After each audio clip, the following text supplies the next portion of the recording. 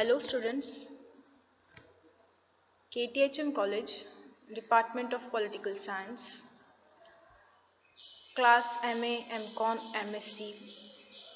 So students, the credit subject as we know, human values and human rights. It is organized by the Savitribai Phule Pune University. In this semester also it is there. So we are going to learn about the 4 units. In that we are going to learn human rights in the Indian context. After that, human rights and its enforcement mechanisms, means we will see some dimensions in that, means how the judicial organs works and National Human Rights Commission. After that, the National Commission for Women as well as for the child rights, and National Commission. After that, Maharashtra State Commission. Means we will see from the level of international, national and the state. Okay. After that, in the third unit, we are going to learn about the obstacles of human rights and Indian polity. In that, means what are the obstacles of the society, or we will say inequalities about the human rights, means how the population, poverty and caste system, its the impact is there, how it affects the human right. After that, we will see in that there is corruption, nepotism or favoritism, we will see, and we will have some difference between the human rights and good governance. Okay, some dimensions are there which we will learn in human rights as well as in the good governance. After that, the fourth and the last topic is role of advocacy groups. So in that we will see the means role of media, lawyers, educational institutes.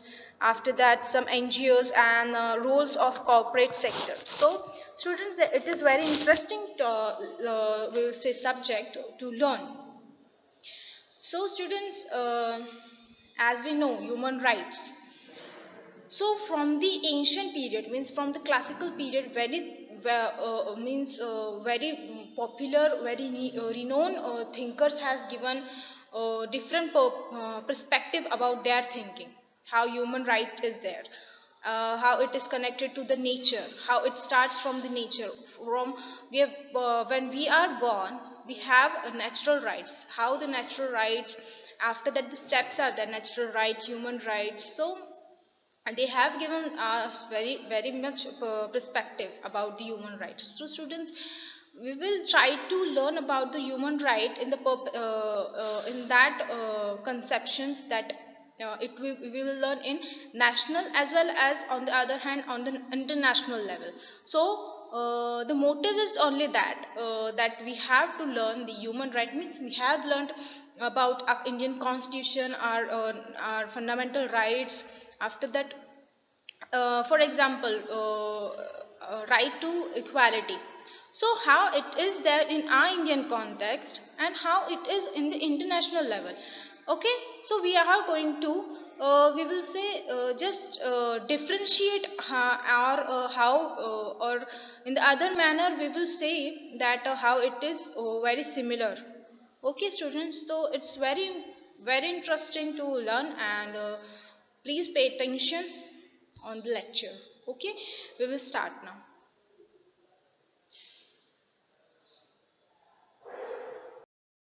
So students, we are going to start our first unit, that is human rights in the Indian context.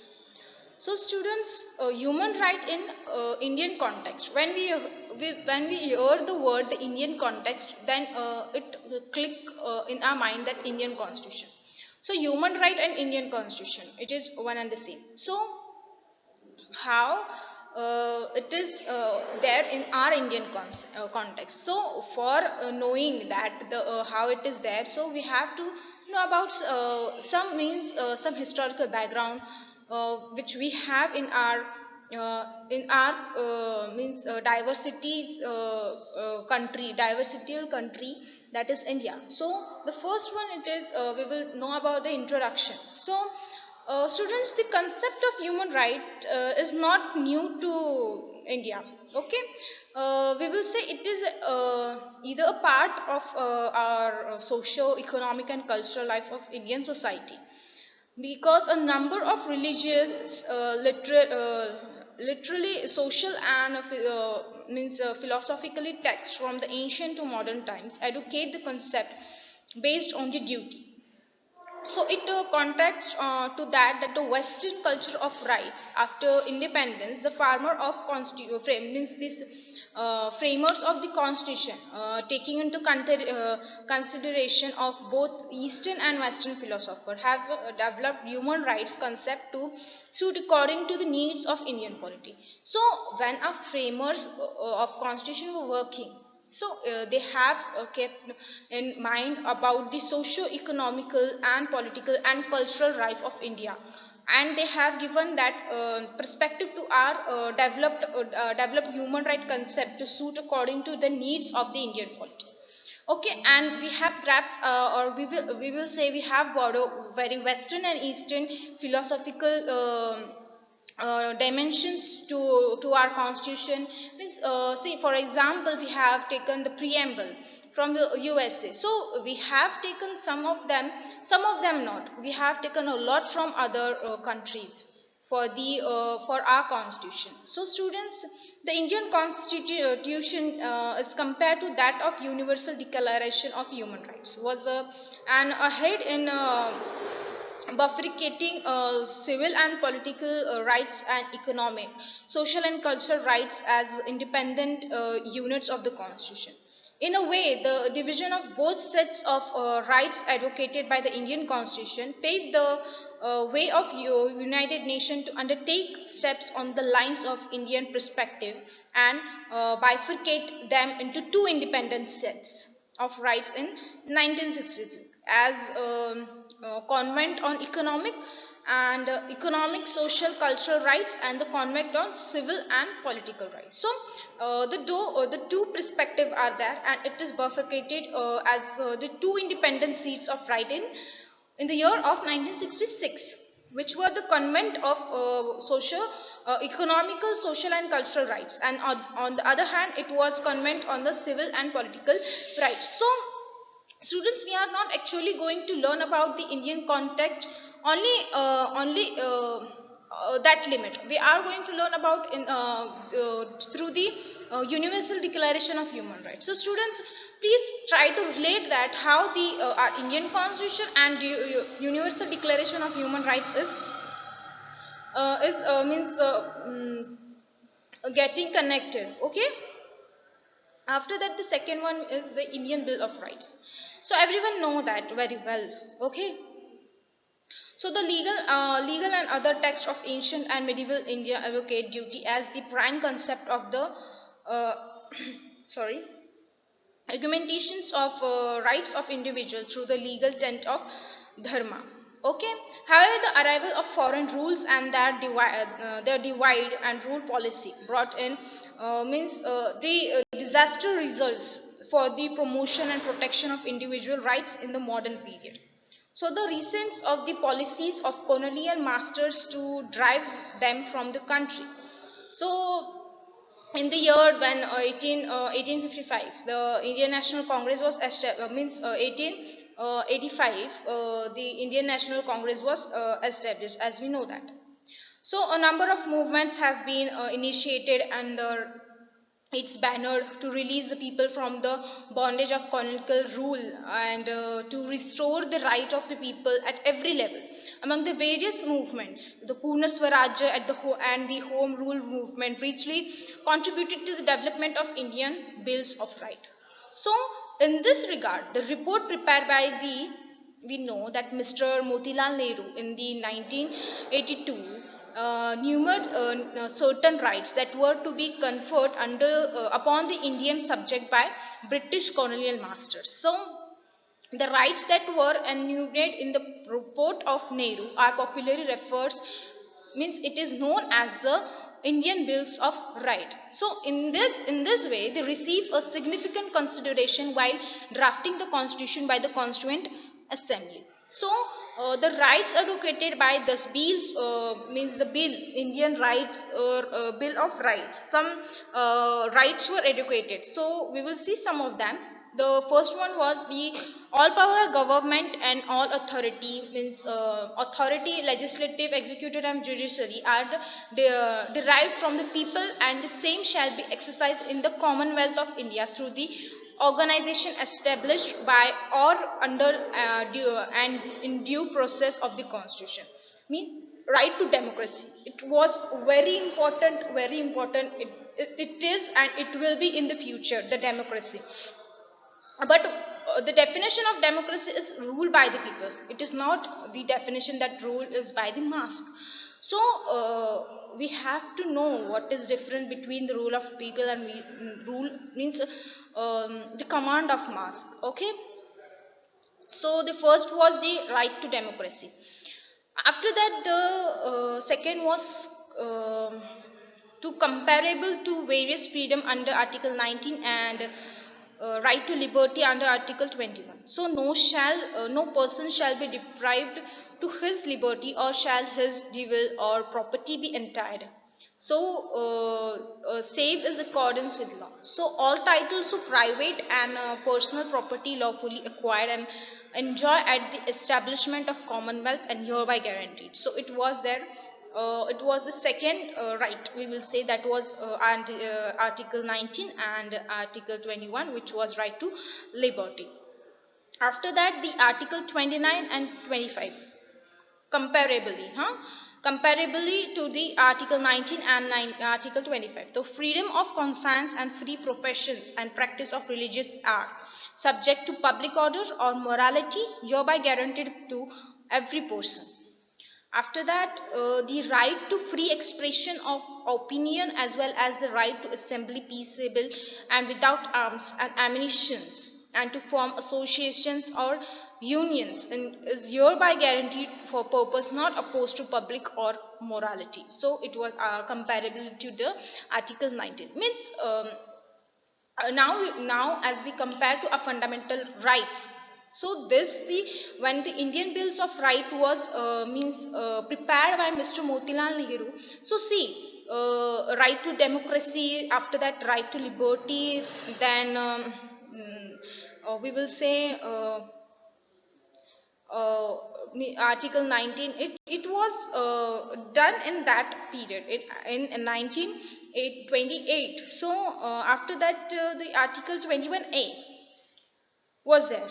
Means now presents in Article 21A that all citizens in Commonwealth of India have the right to free elementary education without any distinctions of caste or creed in the matter of admission into any educational institute or maintainer or aid by the state, and such right shall be enforced as soon as due and means arrangement shall have been by competent authority. So it was made in the Indian Bill of Rights. So after that, there were many, we will say, right presents in Indian Bill of Rights. The Article 14 was also present, that all citizens are equal before law and possess equal civics rights. After that, Article 20 in the presence, there shall be no penal law, whether substantive or prudential or discriminative nature. And after that, Article 20, no person shall be punished for any act with which was not punishable under the law at the time it was committed. Means there are many. After that, it is also in a present, means Article 32 and 226, that every citizen have right to writ of habeas corpus. Such right may be suspended in the case of war or revolution by an act of central legislature, or if the legislature is not in session, but the Governor General in council, and in such case he shall report to suspensions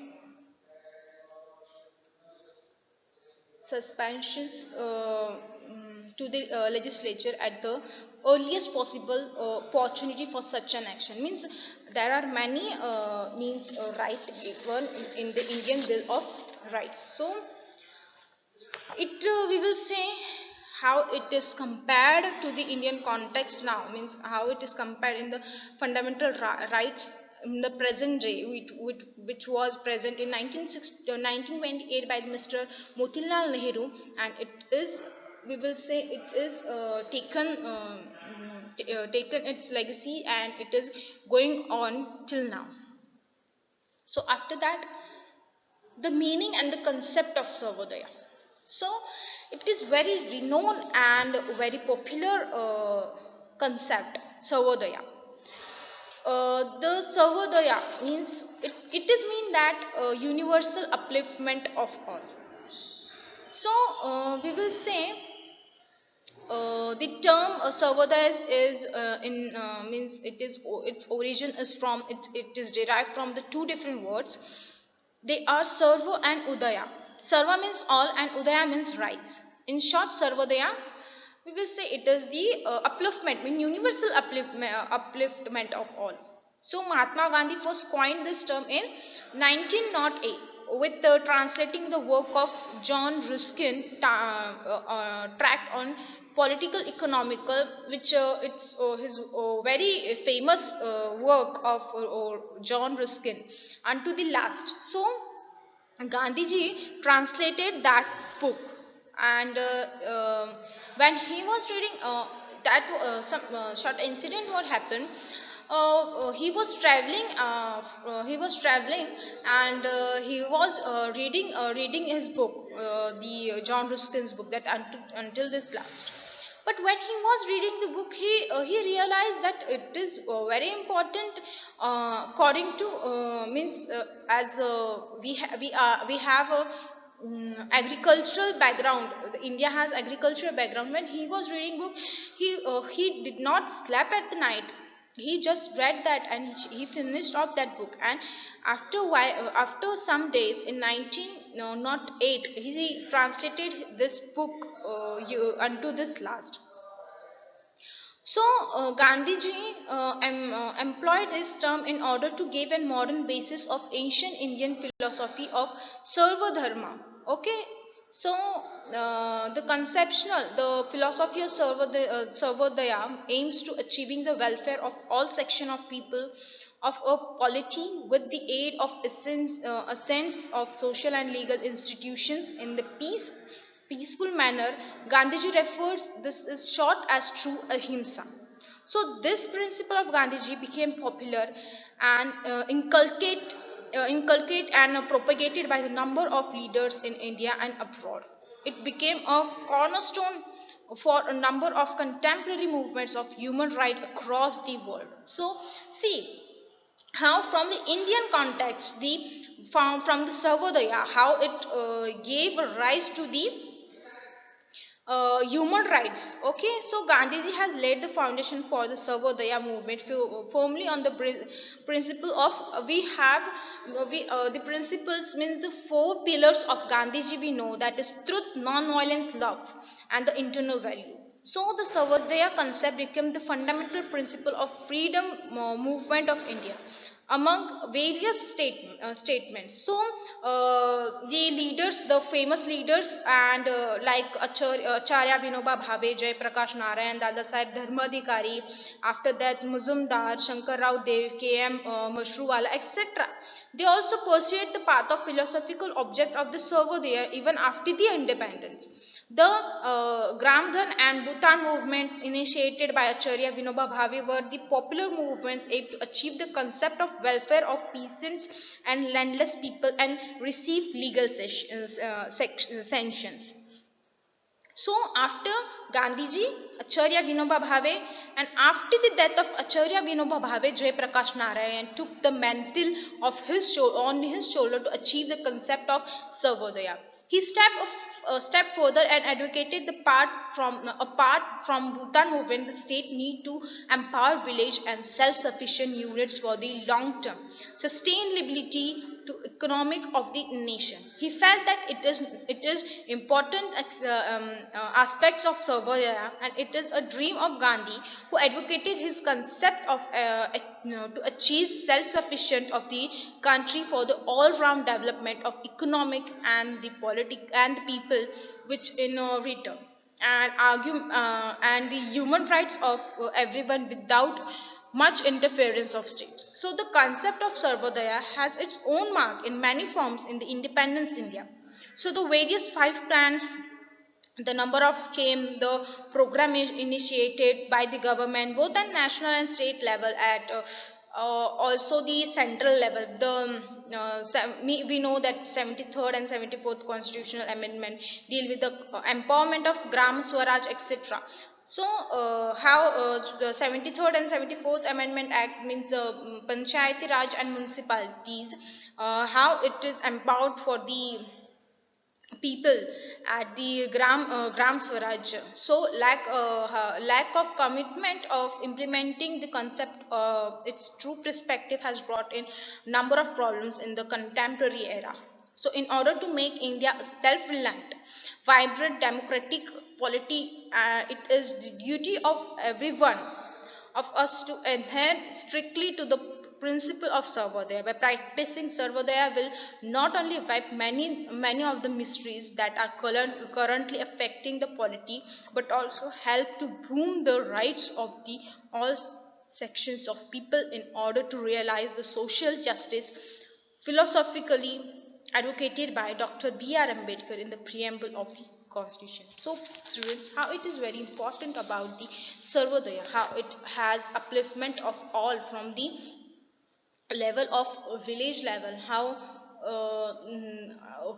Gandhiji advocated Sarvodaya, how Charya Vinoba Bhave took it forward, and Bhutan movement was progressed after Charya Vinoba Bhave, Jayaprakash Narayan. So after that, how Dr. B.R. Ambedkar gave he advocated the philosophy of social justice, as in the preamble, the introductory part of our constitution. So students, as we have done the human rights in the Indian context, so we have relate the how our Indian constitution means our some initiated movement which were happen in our pre and post independence, how it affected to the human rights, and the how it gained by the foreign peoples also, foreign thinkers also. For the example we have taken as the concept of Sarvodaya. So please try to understand, students. Okay, students. So students, we have done with the three dimensions of our first lecture, which is the introduction. After that, the means the Indian right bills and the meaning and the concept of Sarvodaya. So students, we will continue this lecture uh, in the next lecture. Okay, students. Till now, thank you.